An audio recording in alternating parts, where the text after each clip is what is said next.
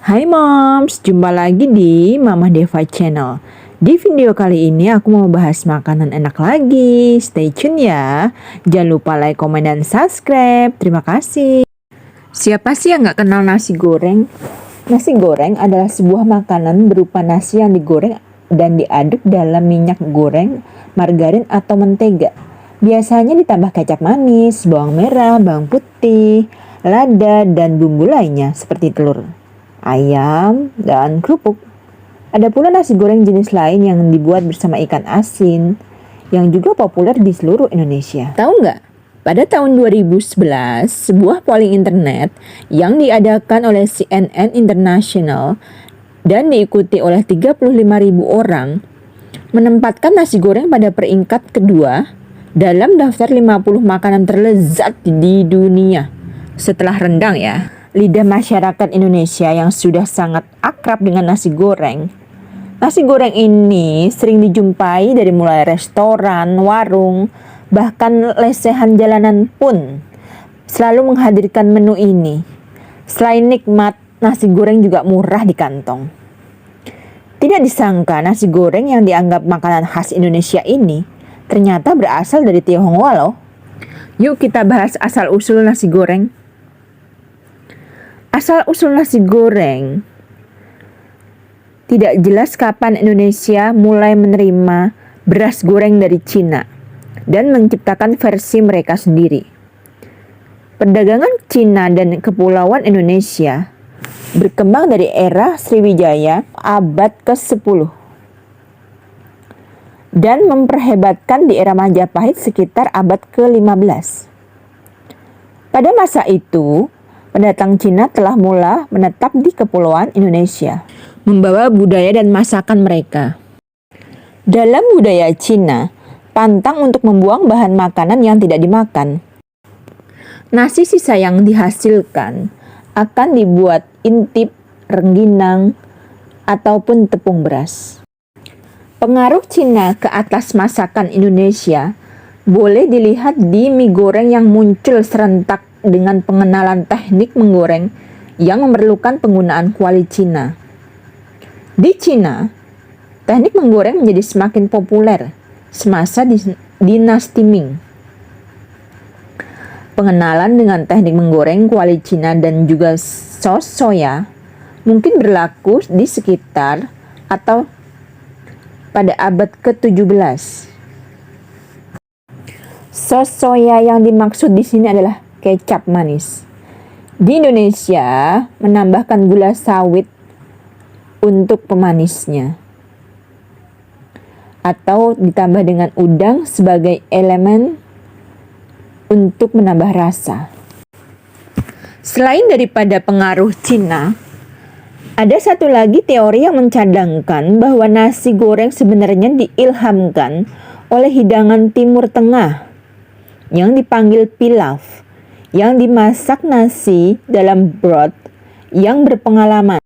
Dapat dilihat dari nasi goreng kambing yang menggunakan daging kambing yang disukai oleh Arab, rempah kaya dan minyak samin, yang mana menunjukkan pengaruh Timur Tengah dan India. Nasi goreng pun dianggap sebagian daripada budaya Hindia semasa zaman penjajahan. Sebutan nasi goreng muncul dalam kesusastraan kolonial Hindia Timur Belanda, seperti dalam Pelajar Hijau oleh Marco Kartodikromo. Sebuah cerita berisi yang diterbitkan dalam Akhbar Sinar Hindia pada tahun 1918. Ia disebut dalam 1925 buku Masakan Belanda Groot Nieuw Volume Menggali Oost Indisch Cookbook. Perdagangan antara Belanda dan Hindia Timur Belanda pada masa itu telah meningkatkan populariti nasi goreng kepada dunia. Selepas kemerdekaan Indonesia, nasi goreng dianggap sebagai hidangan kebangsaan, walaupun tidak resmi. Ia berada dalam menu yang diperkenalkan, yang ditawarkan dan berkhidmat di restoran, Teater Indonesia pada tahun 1964. Di dalam Astaka Indonesia di Pesta Dunia New York, Howard Peltry Jones, Duta Amerika Serikat ke Indonesia semasa tahun lepas pemerintahan Soekarno pada pertengahan 1960-an. Dalam Memori Indonesia Impian yang Mungkin, berkata bahwa beliau menyifatkan keberanian beliau untuk nasi goreng dimasak oleh Hartini, salah seorang istri Soekarno, dan memuji ia sebagai nasi goreng yang paling lezat. Itulah tadi sebagian asal-usul nasi goreng. Nah sekarang, mari kita bahas tentang variasi nasi goreng.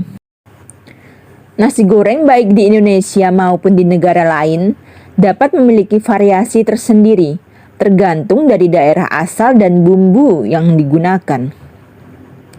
Variasi ini biasanya dipengaruhi oleh bahan makanan yang biasa digunakan masyarakat setempat dan pengaruh ramuan bumbu dari negara tetangga ataupun pengaruh budaya etnik asing bawaan yang datang ke negara tersebut.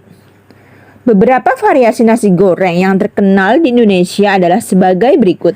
Yang pertama ada nasi goreng ikan asin. Menggunakan ikan asin sebagai salah satu variasi yang terkenal. Yang kedua itu ada nasi goreng Jawa.